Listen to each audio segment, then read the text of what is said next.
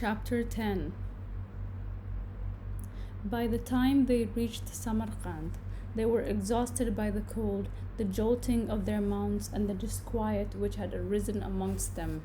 Umar retired to his pavilion straight away without taking the time to dine.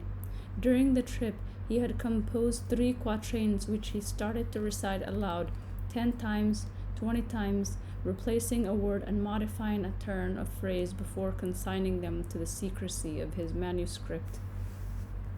Jahan, who unexpectedly arrived earlier than usual, had slipped in through the half-open door and noiselessly taken off her woolen shawl. She was walking on tiptoe behind Umar. He was still distracted when she suddenly threw her bare arms around his neck, pressed his face to hers, and let her perfumed hair fall into his eyes. Umar should have been overjoyed. Could a lover hope for more tender aggression? Once the moment of surprise had passed, should he not in turn have folded his arms around his beloved, held her and impressed on her body all the pain of absence and all the warmth of reunion? However, Umar was upset by this intrusion. His book still lay open in front of him and he wanted to get it out of sight. His first impulse was to free himself, and even though he repented immediately and his hesitancy had only lasted a second, Jahan, who had fell to this wavering and aloofness, very quickly understood the reason.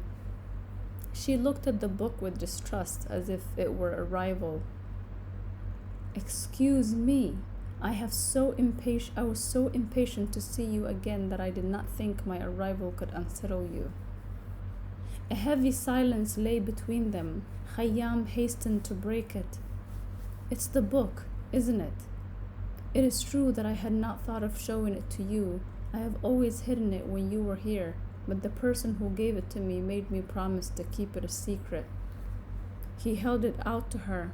She leafed through it for a few moments, pretending to be completely indifferent to the sight of a few pages of writing scattered amongst dozens of blank pages. She handed it back to him with a decided pout. "Why are you showing it to me? I did not ask you for anything. Anyway, I have never learned to read. I have acquired everything I know from listening to others." Umar was not surprised. It was not rare at that time for the best poets to be illiterate, just like almost all women, of course. "What is so secret in this book? Does it contain alchemy formulas?" "They are poems which I write down sometimes." "Forbidden and heretical poems? Subversive poems?" She looked at him suspiciously, but he defended himself laughingly. "No. What are you trying to make out? Do I have the soul of a plotter? They are only rubayat about wine, beauty, life, and its vanity." You write rubayat?" She let out a cry of incredulity, which was almost a scorn. Rubayat were something of a minor literary genre. They were trite and even coarse and suited only for poets from the popular districts. It could be taken as an amusement, a peccadillo, or even a flirtation for an intellectual like Omar Khayyam to allow himself to compose a rubai from time to time. But what astonished and worried a poetess devoted to the norms of eloquence was that he should take such care to consign his verses, and with such extreme gravity, to a book shrouded in mystery. Umar seemed ashamed, but Jahan was intrigued. "Could you read some of the verses to me?" Umar did not want to commit himself further. "I will be able to read them all to you one day, when I judge them to be ready." She did not press the point and stopped asking him further questions, but she commented, without stressing the irony, "When you finish this book, do not offer it to Nasser Khan. He does not think much of the authors of Rubayat. He will not ask you to join him on his throne anymore." "I have no intention of offering this book to anyone at all. I do not wish to gain anything by it. I do not have the ambitions of a court poet." She had hurt him and he had wounded her. In the silence which enfolded them, they wondered if they had overstepped the mark, and if there was still time to stop and save what could still be saved. At that moment, it was not Jahan whom Khayyam resented, but the Ghadi. He regretted having allowed him to speak and wondered if his words had not damaged irreparably the way he saw his lover. Until then, they had been living a carefree life with neither of them wishing to bring up any potentially divisive subjects. Omar could not decide whether the Ghadi had opened his eyes to the truth or just clouded his happiness. You have changed, Omar. I cannot say how, but there is in the way you are looking at me and talking to me something which I cannot quite put my finger on. It is as if you suspect me of some misdeed, as if you resent me for some reason. I do not understand you, but suddenly I am greatly saddened. He tried to draw her toward him, but she stepped aside brusquely.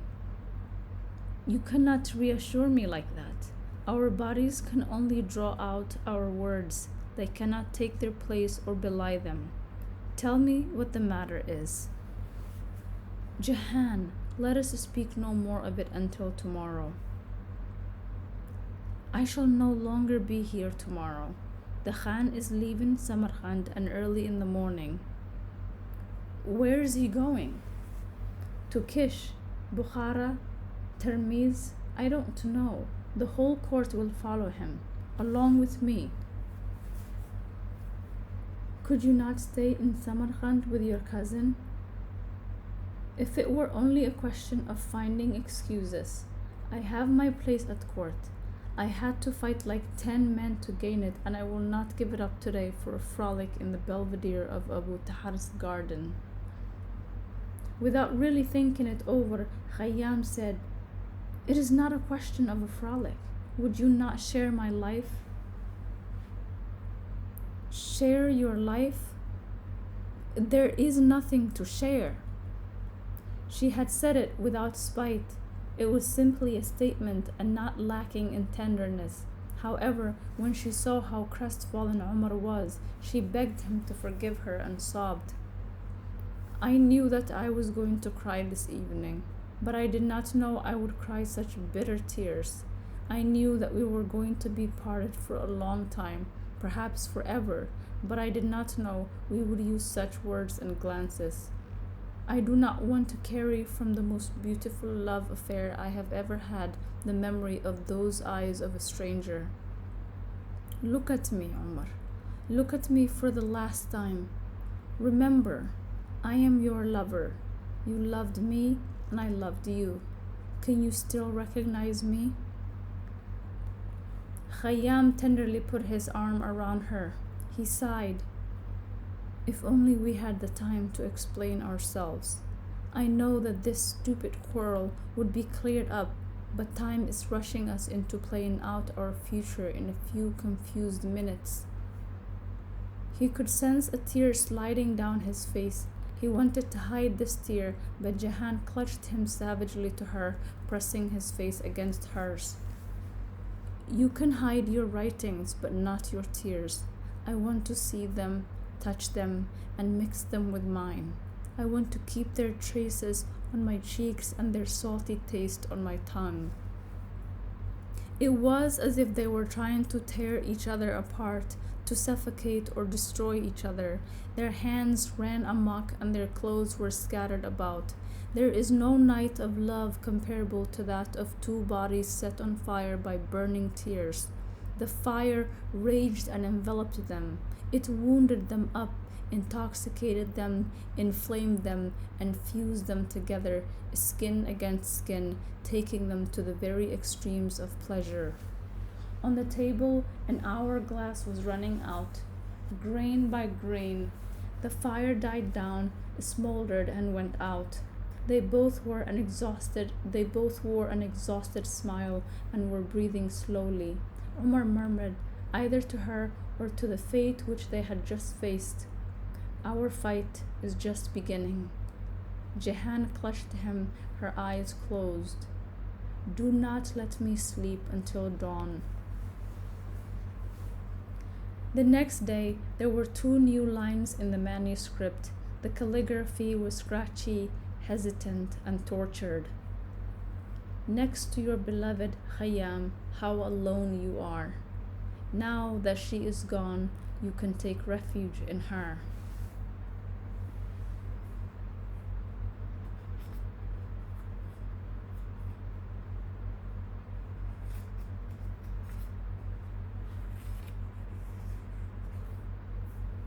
Chapter 11. Kashan, an oasis of low houses on the Silk Route at the end of the Salt Desert. Caravans nestle there, catching their breath before passing by Kargas Kuh, the sinister vulture mountain which was the retreat of the bandits who were scourge of the districts around Isfahan. Kashan was built of mud and clay. A visitor could search in vain for a gaily decorated wall or an ornamented facade. However, it is in Kashan that the most famous varnished tiles were made to embellish the green and gold of the 1,000 mosques, palaces, or madrasas from Samarkand to Baghdad.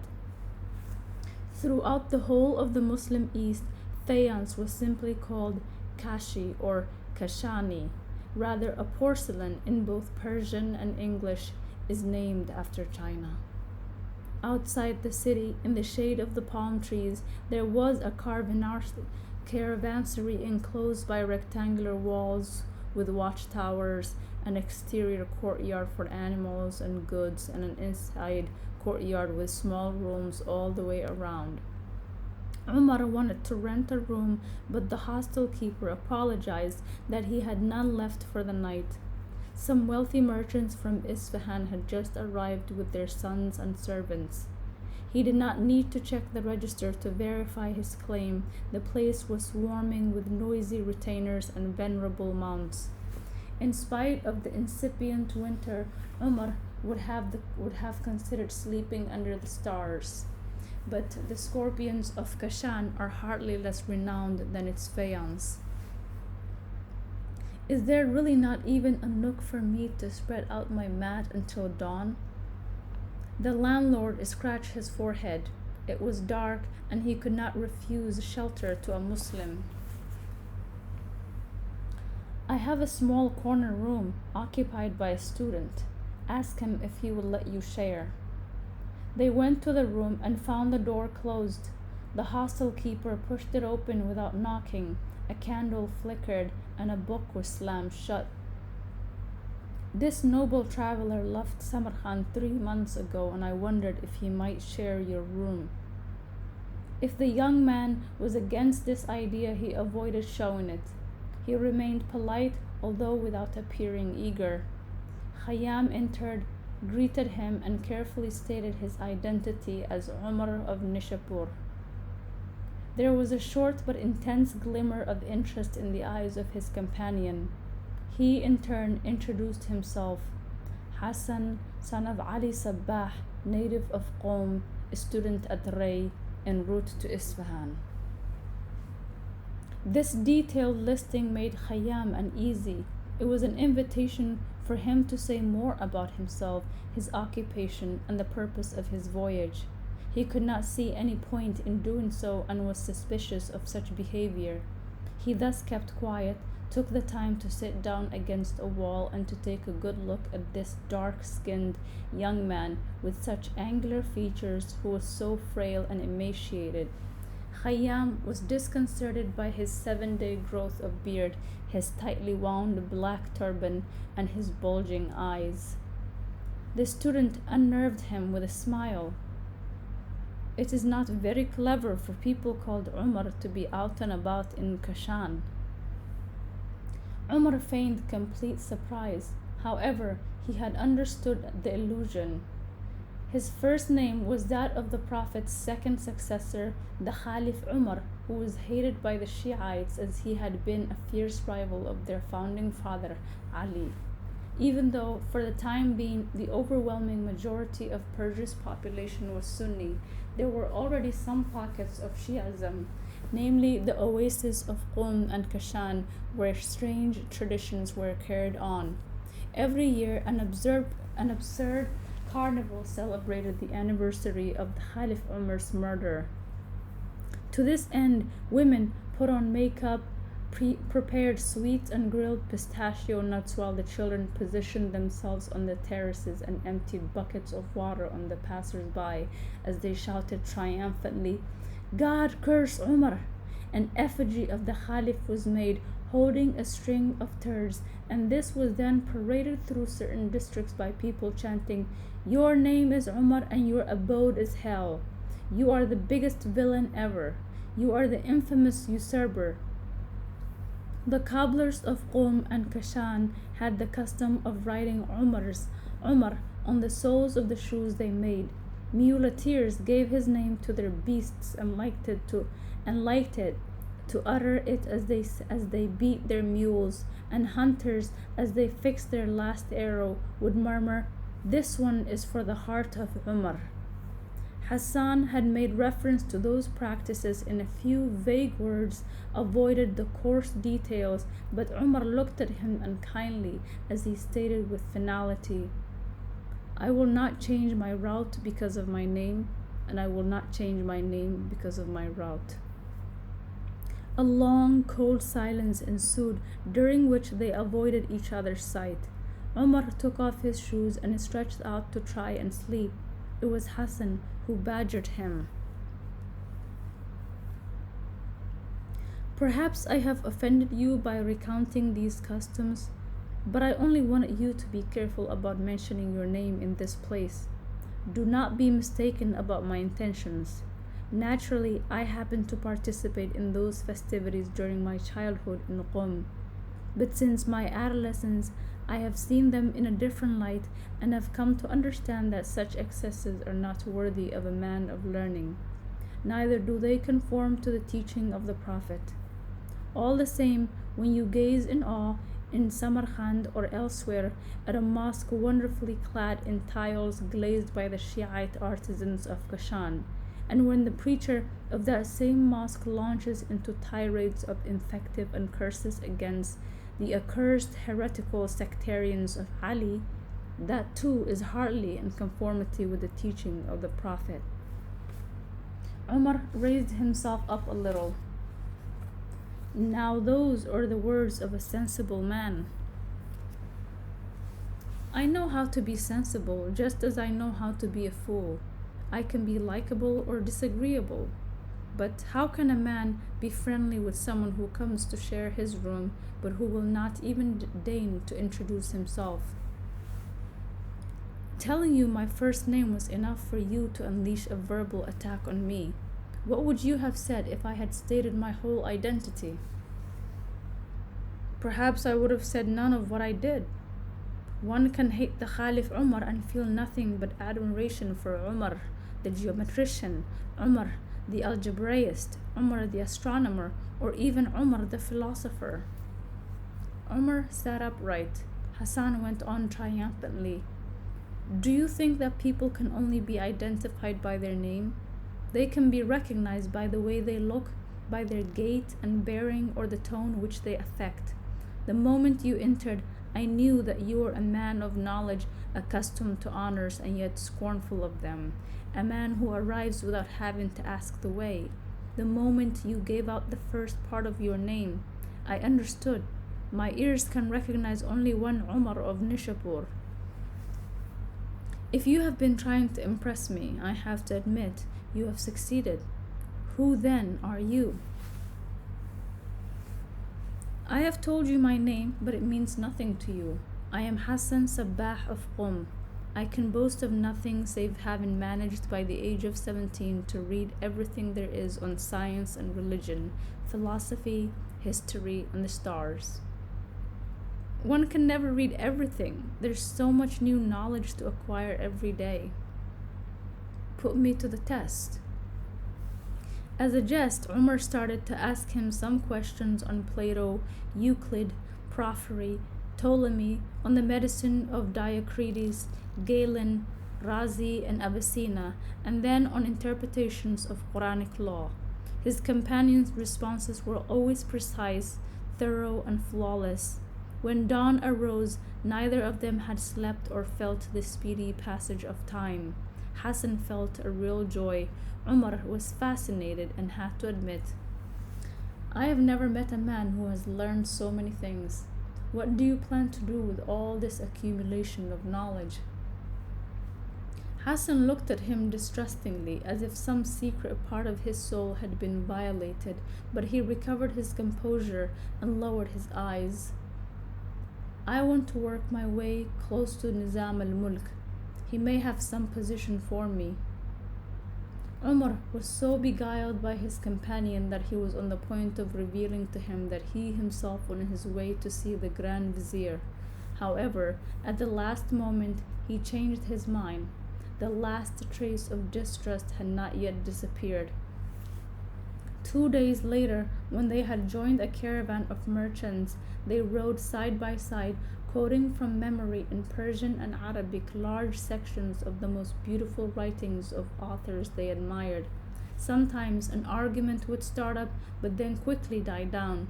When Hassan spoke of certainties, raised his voice, proclaimed empirical truths, and enjoined his companion to admit them, Umar remained skeptical. He slowly weighed the merits of certain opinions but seldom settled for any of them, and willingly displayed his ignorance. He found himself repeating untiringly, What do you want me to say? These things are veiled, and you and I are on the same side of the veil. When it falls, we will no longer be here. After a week en route, they arrived in Isfahan.